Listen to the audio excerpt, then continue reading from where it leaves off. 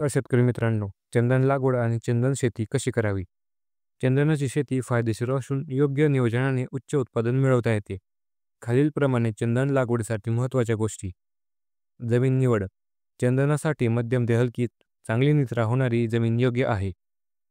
हवामान. उष्णकटिबंधीय हवामान उपयुक्त आहे. वार्षिक पर्जन्यमान 600 ते 1600 मिमी असल्यास चांगले. लागवड प्रक्रिया. रोपे लावण्यासाठी 3 x 3 मीटर अंतरावर खड्डे तयार करा. चांगल्या प्रतीच्या रोपांची निवड करा. सेंद्रिय किंवा टिश्यू कल्चर पद्धत. आंतरिक पिके. सुरुवातीच्या 3 ते 4 वर्षांसाठी आंतरिक पिके घ्या. डाळी, फळे यामुळे अतिरिक्त उत्पादन मिळते व जमिनीचा पोत सुधारतो. पाणी व्यवस्थापन. सिंचन गरजेप्रमाणे करा. रोपांना जास्त पाणी लागू देऊ नका. पहिल्या 2 ते 3 वर्षांमध्ये नियमित पाणी द्या. कीड व रोग व्यवस्थापन. किडींसाठी जैविक उपायांचा वापर करा. वेळोवेळी तण काढून टाका. कापणी व उत्पन्न. चंदन झाडाची कापणी 12 ते 15 वर्षांनी होते. मूळ भागात चंदनाचं तेल जास्त प्रमाणात असतं. चांगल्या प्रतीच्या झाडांना बाजारात 3000 ते 10,000 प्रति किलो दर मिळतो.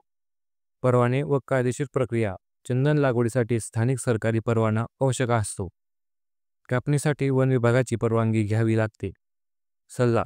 चंदन शेतीसाठी कृषी तज्ज्ञांचा सल्ला घ्यावा व स्थानिक बाजारपेठेची माहिती मिळवा.